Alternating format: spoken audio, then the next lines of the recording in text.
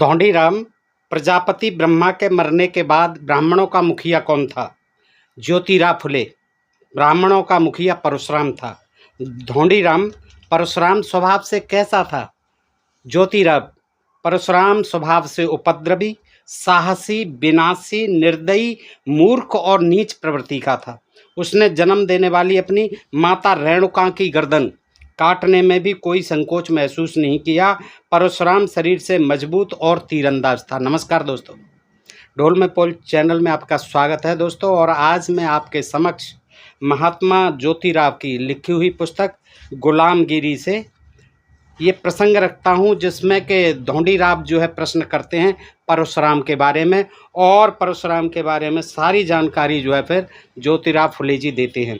और ये बड़ी जो है ऐसी जानकारी है जो आज तक आपने नहीं जानी। यद्यपि आपने परशुराम के बारे में रामायण से, महाभारत से, तमाम पुराणों से पढ़ा है, सुना है, लेकिन ये जो जानकारी है ये बिल्कुल उससे अलग है। क्योंकि उसमें जो है एक तरफ से ब्राह्मणों का जो है वर्णन किया गया है महत्ता का। परशुराम को लेकर के ब्राह्मणों की महत्ता दिखाई गई है। क्षत्रियों का 21 बार विनाश दिखाया गया है। क्षत्रियों को 21 बार जो है मारकर परशुराम ने पृथ्वी को क्षत्रिय विहीन कर दिया था। यही कहानी वहाँ पढ़ते हैं। लेकिन इसमें जो है गुलामगिरी पुस्तक में ज्योतिराव फुले जी क्या बताते हैं परशुराम के बारे में, ये जानकारी भी दोस्तों जानने योग्य है। और इस पुस्तक से मैं आपको आज बताता हूँ। इससे पूर्व मैं आपको ज्योतिराव फुले के बारे में बता दूँ। महात्मा ज्योतिराव फुले 11 अप्रैल 1827 को जन्मे थे महाराष्ट्र में, और 28 नवंबर 1890 को इनका निधन हुआ था। और इन्होंने 16 बहुत विद्वान थे। ये जो है 16 पुस्तकें इन्होंने लिखी। 1848 में जब ज्योतिराव ने थॉमस पेन की पुस्तक राइट्स ऑफ मैन 1791 लिखी हुई पढ़ी, तो उन्हें एहसास हुआ कि सामाजिक न्याय केवल महिलाओं और दलितों जैसे समाज के वंचित वर्गों को हर तरह की पाबंदियों से मुक्त कराने पर ही संभव हो सकता है। उस समय इन वर्गों को रूढ़िवादी उच्च जातियों द्वारा अछूत माना जाता था। उन्होंने और उनकी पत्नी सावित्रीबाई फुले ने छात्राओं की शिक्षा के लिए संघर्ष किया और 1848 में एक स्कूल खोला, जिसने औपनिवेशक काल के दौरान सामाजिक सुधारों की एक नई लहर शुरू की। महाराष्ट्र में निचली जातियों के लिए समान सामाजिक और आर्थिक अधिकार प्राप्त करने के लिए फुले ने अपने अनुयायियों के साथ 1848 में सत्यशोधक समाज का गठन किया। सत्यशोधक का अर्थ होता है सत्य के खोजी। फुले ने 16 पुस्तकें लिखी। उन किताबों ने दलितों की सामाजिक जागृति में बहुत योगदान किया। ज्योतिराव फुले तर्कवादी थे। वह तर्कवाद का प्रचार भी करते थे। उन्होंने अपनी चर्चित किताब गुलामगिरी को दुनिया भर में गुलामी से मुक्ति के लिए चल रहे आंदोलनों को समर्पित किया था। कई लोगों का मानना है कि यह फुले ही थे जिन्होंने सबसे पहले दलित शब्द का इस्तेमाल उन उत्पीड़ितों के लिए किया था जिन्हें अक्सर वर्ण व्यवस्था के बाहर रखा जाता था। दलितों के सामाजिक आर्थिक पिछड़ेपन को दूर करने के लिए समर्पित सत्यशोधक समाज को कोल्हापुर राज्य के मराठा शासक छत्रपति साहू ने भी अपना समर्थन दिया था। ज्योतिराव फुले को डॉक्टर अंबेडकर अपना गुरु मानते थे। प्रधानमंत्री नरेंद्र मोदी महात्मा फुले को सामाजिक न्याय का चैंपियन बता चुके हैं। महाराष्ट्र के पूर्व मुख्यमंत्री और भाजपा नेता देवेंद्र फडणवीस फुले के लिए भारत रत्न की मांग भी कर चुके हैं। ऐसे हैं हमारे महात्मा ज्योतिराव फुले। तो दोस्तों, इनका संक्षिप्त मैंने परिचय दिया। अब चलते हैं गुलामगिरी की ओर। गुलामगिरी पुस्तक में इन्होंने क्या कहा है परशुराम के बारे में, क्या जानकारी दी है, और ये विशेष जानकारी जो है आपको जानने योग्य है। अतः आपसे अनुरोध करूंगा कि इस वीडियो को आप पूरा देखें, ध्यान से देखें और समझें कि ज्योतिराव फुले जो है परशुराम जी के बारे में क्या जानकारी देते हैं। तो धोंडीराव जो है प्रश्न करते हैं, उनके शिष्य होते हैं, समर्थक हैं, अनुयायी हैं धोंडीराव। तो वो कहते हैं कि प्रजापति ब्रह्मा के मरने के बाद ब्राह्मणों का मुखिया कौन हुआ? तो ज्योतिराव कहते हैं कि ब्राह्मणों का मुखिया परशुराम हुआ ब्रह्मा के मरने के बाद। धोंडीराम परशुराम स्वभाव से कैसा था? तो ज्योतिराव कहते हैं परशुराम स्वभाव से उपद्रवी, साहसी, विनाशी, निर्दयी, मूर्ख और नीच प्रवृत्ति का था। उसने जन्म देने वाली अपनी माता रेणुका की गर्दन काटने में भी कोई संकोच महसूस नहीं किया। परशुराम शरीर से मजबूत और तीरंदाज था। धोंडीराव उसके शासन काल में क्या हुआ?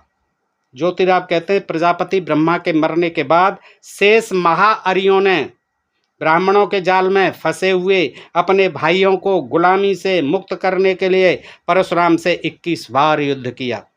वे इतनी दृढ़ता से युद्ध लड़ते रहे कि अंत में उनका नाम द्वैती पड़ गया और उस शब्द का बाद में अपभ्रंश दैत्य हो गया। जब परशुराम ने सभी महाअरियों को पराजित किया तब उनमें से कई महावीरों ने निराश होकर अपने स्नेहियों के प्रदेशों में जाकर अपने आखिरी दिन बिताए। मतलब जेजूरी के खंडे राव ने जिस तरह रावण का सहारा लिया था उसी प्रकार नवखंडों के न्यायी और सात आश्रय आदि सभी कोंकण के निचले भूप्रदेश में जाकर छुप गए, यानी महाअरि जाकर के छुप गए और उन्होंने वहां अपने आखिरी दिन बिताए। महाअरि यानी महार, यहाँ के जो है क्षत्रिय शूद्र जो है उस समय के, ये जो है क्षत्रिय ही शूद्र बना दिए गए और शूद्र ही क्षत्रिय थे, ये भी इससे कहानी से प्रतीत होता है। और महारी का मतलब है जो परशुराम के लिए महाअर यानी सबसे बड़े दुश्मन शत्रु, ये महाअरि शब्द का यहाँ प्रयोग किया। तो परशुराम के भय से जो है वो कोंकण के निचले भूप्रदेश में जाकर छुप गए और उन्होंने वहां अपने आखिरी दिन बिताए। इसमें ब्राह्मणों में नफरत की भावना और भी गहरी हो गई। शेष जितने महाअरियों को परशुराम ने युद्ध भूमि में कैद करके रखा उन पर उसने कड़े प्रतिबंध लगाकर रखा था। उन महाअरियों को कभी भी ब्राह्मणों के विरुद्ध कमर नहीं कसनी चाहिए, ऐसी शपथ उनको दिलाई गई। उसने सभी के गले में काले धागे की निशानी बंधवाई। तभी से ये शूद्रों को आपने देखा होगा कि हाथों में, पैरों में, गले में काला धागा बांध लेते हैं। ये परशुराम महाराज ने जो है बंधवाए थे, जो उन्होंने जो है गुलाम बना लिए थे अपने हरा करके। उसने सभी के गले में काले धागे की निशानी बंधवाई और उन्हें अपने शूद्र भाइयों को छूना नहीं चाहिए, आपस में भी शूद्र भाइयों में छुआछूत पैदा की, ऐसा सामाजिक प्रतिबंध लगाया। तभी से ये चला आ रहा है कि ये कुछ जातियों को अस्पृश्य कहा गया कि इनको छूना नहीं चाहिए और आपस में भी इनमें ऊंच नीच की भावना, छुआछूत की भावना तभी से पैदा की गई। बाद में परशुराम ने उन महाअरि क्षत्रियों को अति शूद्र, महार, अछूत, मातंग और चांडाल आदि नामों से पुकारने की प्रथा प्रचलित की। ये क्षत्रिय ही थे उस समय के और उनको जो है जब हरा दिया गया, गुलाम बना दिया गया और मार दिया गया, फिर जो बचे थे उनको क्या कहा गया? महार, अछूत, मातंग, चांडाल आदि नामों से पुकारने की प्रथा प्रचलित की। इस तरह के गंदे प्रचलन के लिए दुनिया में कोई मिसाल ही नहीं है। इस शत्रुतापूर्ण भावना से महार, मातंग आदि लोगों से बदला चुकाने के लिए हर तरह से उसने घटिया से घटिया तरकीबें अपनाई। उसने अपने जात बिरादरी के लोगों की बड़ी बड़ी इमारतों की नीम के नीचे कई मातंगों को उनकी औरतों के साथ खड़ा करके उनके बेसहाय चिल्लाने से किसी की अनुकंपा होगी, इसके लिए उनके मुंह में तेल और सिंदूर डालकर उन लोगों को जिंदावस्था में ही दफनाने की परंपरा शुरू की। नीमों के नीचे जो ब्राह्मणों की इमारतें बनती थी बड़ी बड़ी, उसमें मातंगों और उनकी औरतों को, उनके बच्चों को खड़ा करके उनके जो है मुंह में तेल और सिंदूर डालकर उन लोगों को जिंदा अवस्था में ही दफनाने की परंपरा शुरू की। यही बलि प्रथा थी। ये बलि प्रथा का प्रारंभ भी ऐसे ही हुआ होगा। जैसे जैसे मुस्लिमों की सत्ता इस देश में मजबूत होती गई वैसे वैसे ब्राह्मणों द्वारा शुरू की गई यह अमानवीय परंपरा भी समाप्त होती गई। लेकिन इधर महाअरियों से लड़ते लड़ते परशुराम के इतने लोग मारे गए कि ब्राह्मणों की अपेक्षा ब्राह्मण विधवाओं की व्यवस्था किस तरह से की जाए, इसकी भयंकर समस्या ब्राह्मणों के सामने खड़ी हो गई। तब कहीं जाकर उनकी गाड़ी रास्ते पर आई। परशुराम अपने ब्राह्मण लोगों की हत्या से इतना पागल हो गया था कि उसने बाणासुर के सभी राज्यों के क्षत्रियों को समूल नष्ट करा देने के इरादे से अंत में उन महाअरि क्षत्रियों की निराधार गर्भवती विधवा औरतों को, जो अपनी जान बचाने के लिए जहां तहां छुप गई थीं, उन औरतों को पकड़ पकड़ कर लाने की मुहिम शुरू कर दी। परशुराम की मूर्खता की वजह से, उसके धींगा मस्ती से ब्राह्मणों की बड़ी हानि हुई।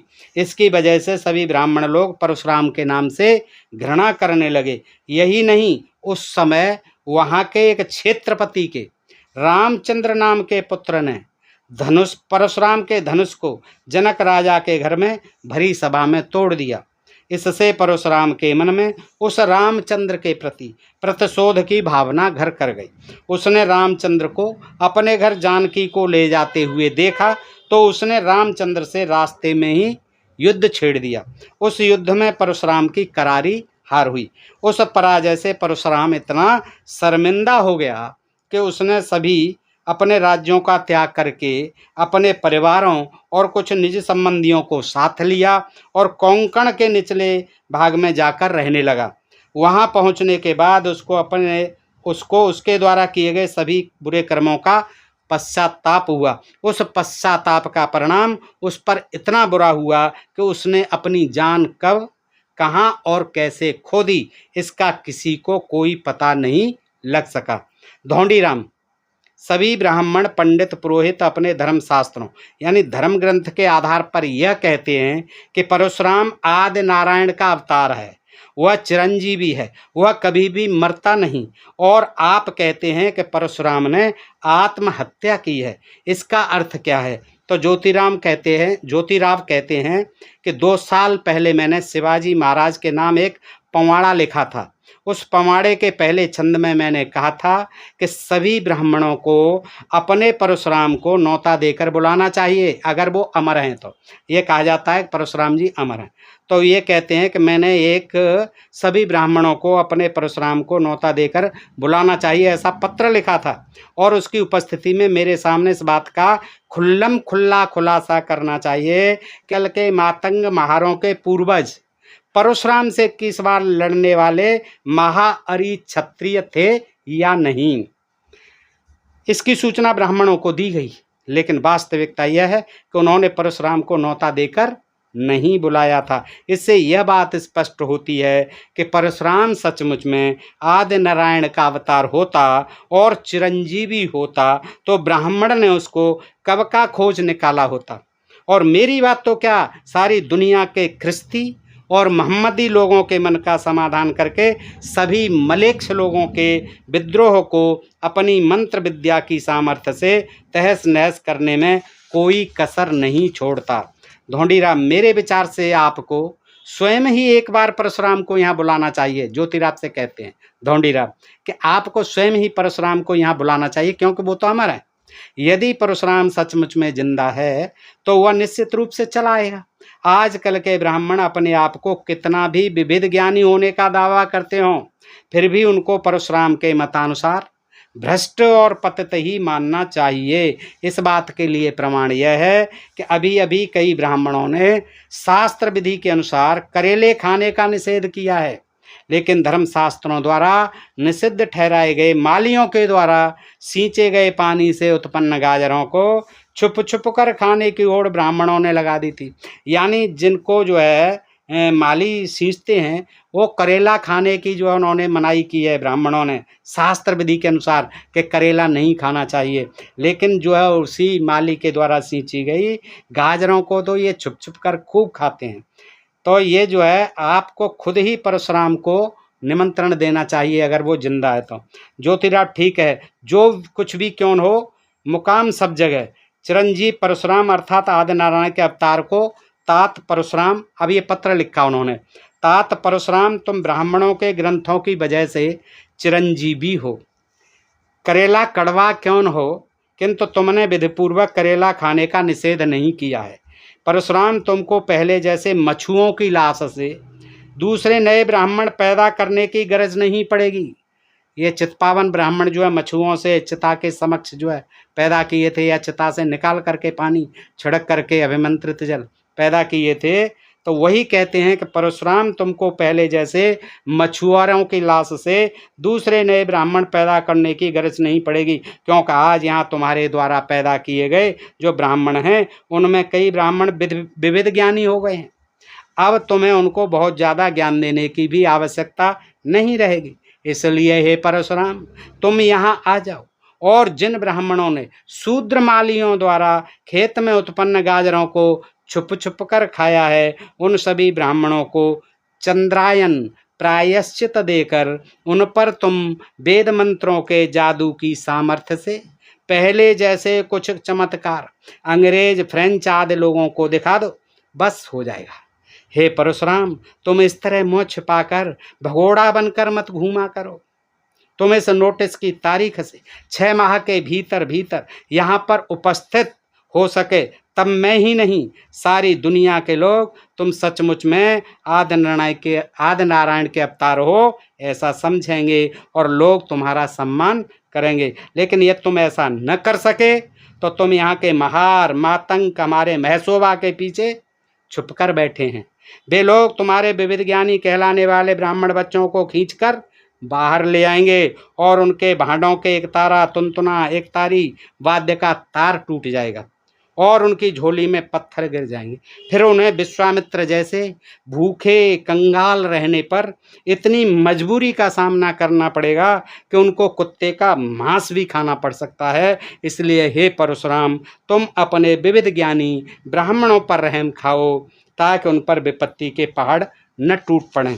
तुम्हारा सत्य रूप देखने वाला ज्योतिराव गोविंदराव फुले। तो दोस्तों, इस तरह से आपने देखा कि इस गुलामगिरी पुस्तक जो ज्योतिराव गोविंदराव फुले जी ने लिखी है, इसमें जो है परशुराम जी के बारे में किस तरह की जानकारी, कैसी अद्भुत जानकारी दी हुई है। बताइए जानकारी आपको कैसी लगी। अच्छी लगी हो तो लाइक करें, कमेंट करके भी बताएं कि जानकारी आपको कैसी लगी और अपने मित्रों को भी शेयर करें। दोस्तों, अपने प्रिय चैनल डीएमपी को आप सब्सक्राइब करते रहें। दोस्तों, फिर मिलते हैं ऐसी किसी जानकारी के साथ अगले वीडियो में। तब तक आप सब मित्रों का हृदय से आभार। नमस्कार। जय भीम, जय भारत, जय संविधान।